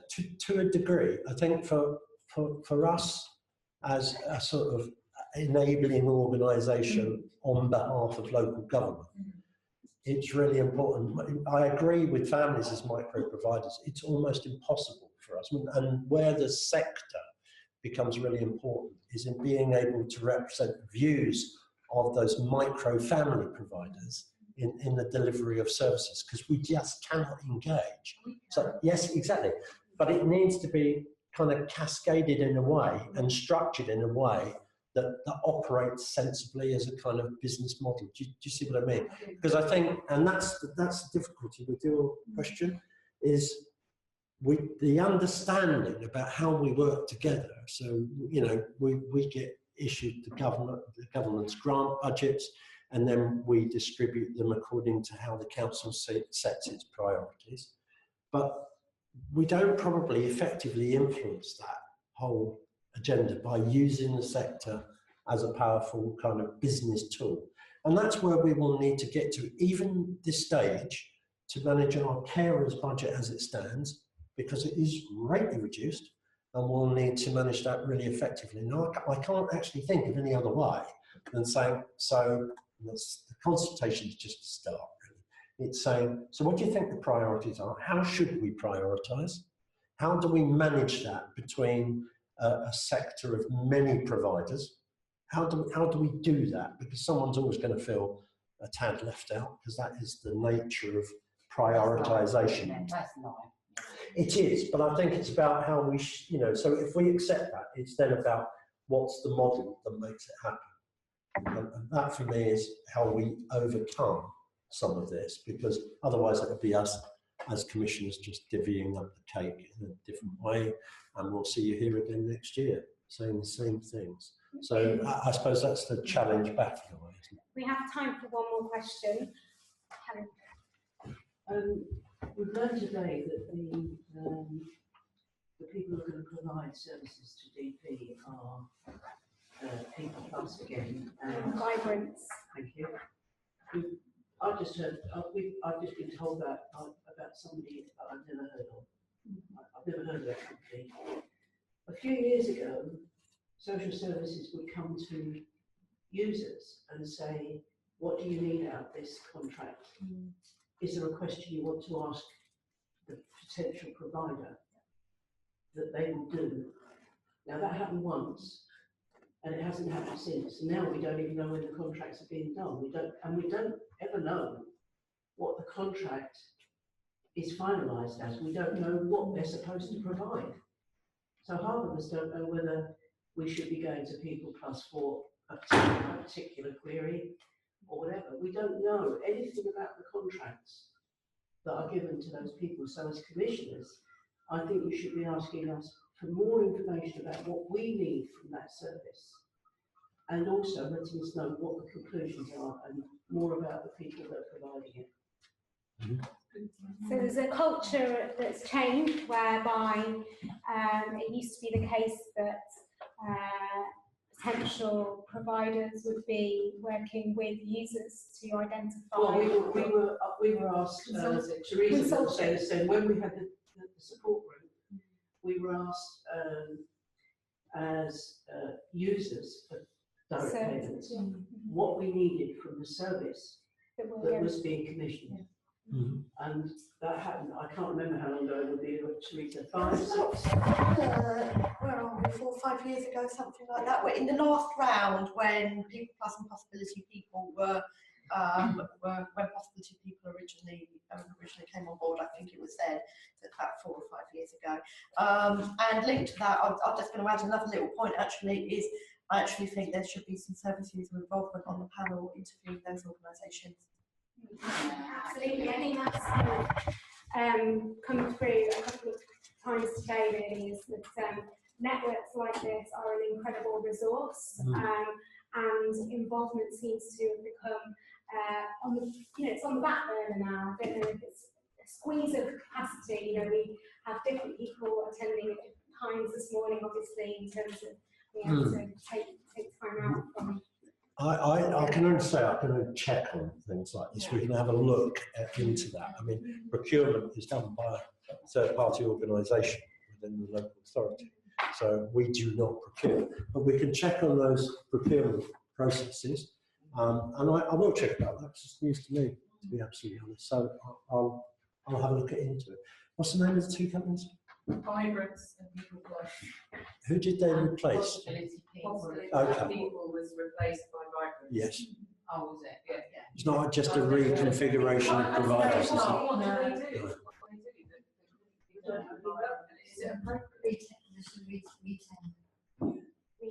So there's It's just a retender.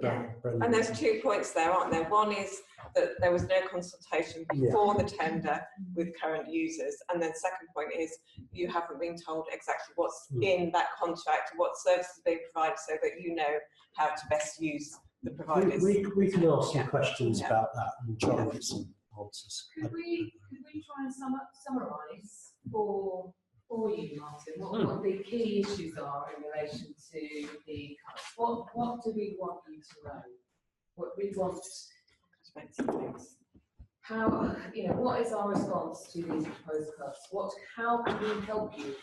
Because essentially we are working together, and we're here as parents because every aspect of our life is impacted by this. It goes right to the epicentre of the quality of life of our children and ourselves as carers. So it matters. What do we want from consultation? What do you need to know?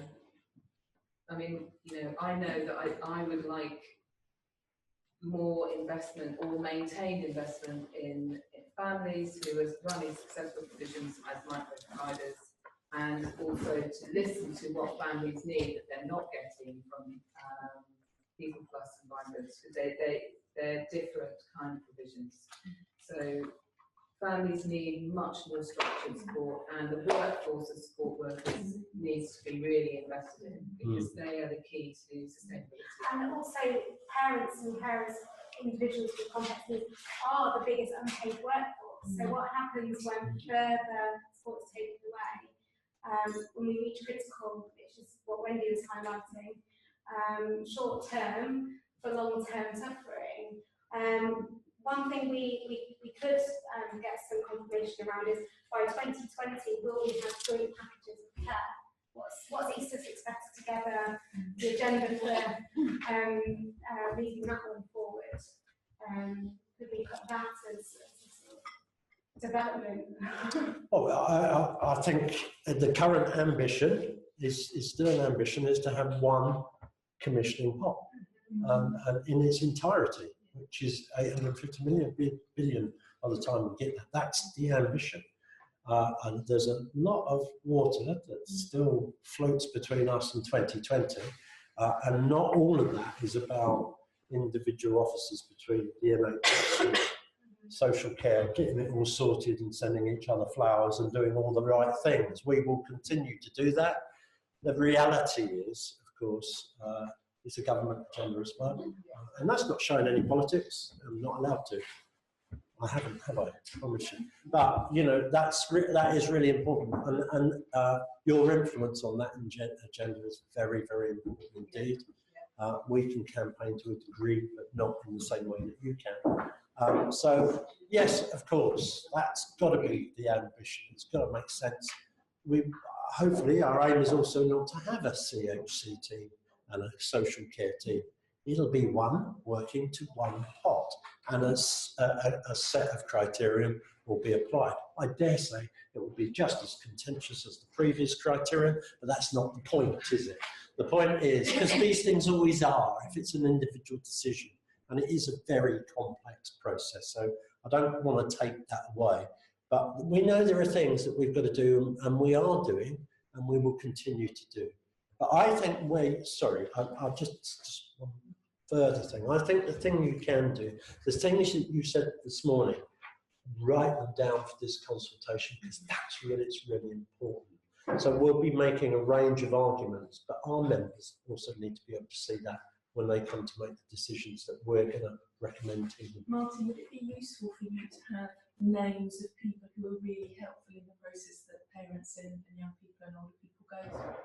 Because a lot of it is about relationships, a lot of it is about understanding. So the practitioners that we've spoken about doing assessments, if you don't get a complex young person, you're not going to be able to help families aspire and those kind of things. Schools are part of that process, of that pathway through to the rest of their life.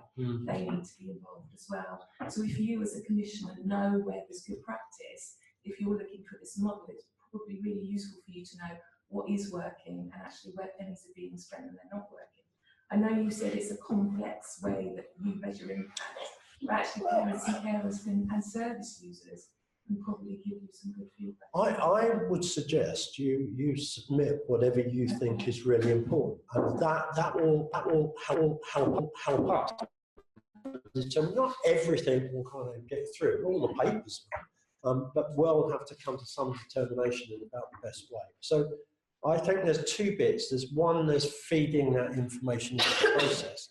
There is the other, and I think this is an important one for leaders within the third sector, isn't it? It's about saying, help us work out how we can make a difficult situation a little easier to manage, because we do not have all the answers, and we've got to change that system. That's an ongoing thing. You don't, in many ways, you don't have to ask permission for that. We say to people all the time, tell us a different way to do it. And we'll look at all of those and we'll try and make it happen. Thank you, Martin, and thank you, Tamsin, for joining us this morning. It's fantastic to have you here, and I hope it will be the start of further dialogue, really, moving forward.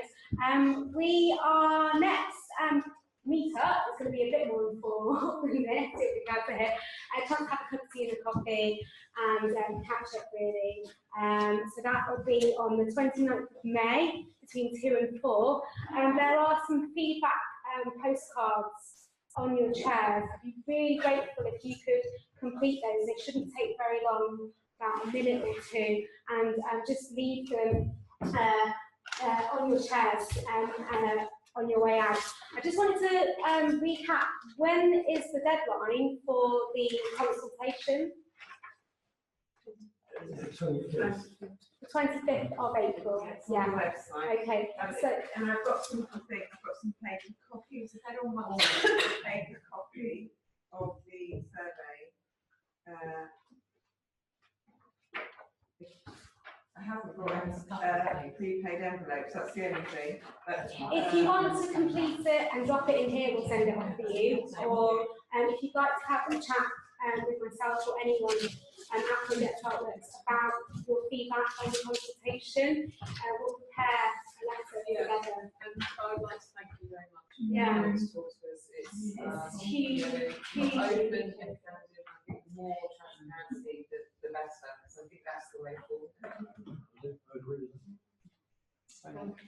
And more importantly, thank you to the network for coming and voicing your opinion. And thanks to those that tuned in online. See you later.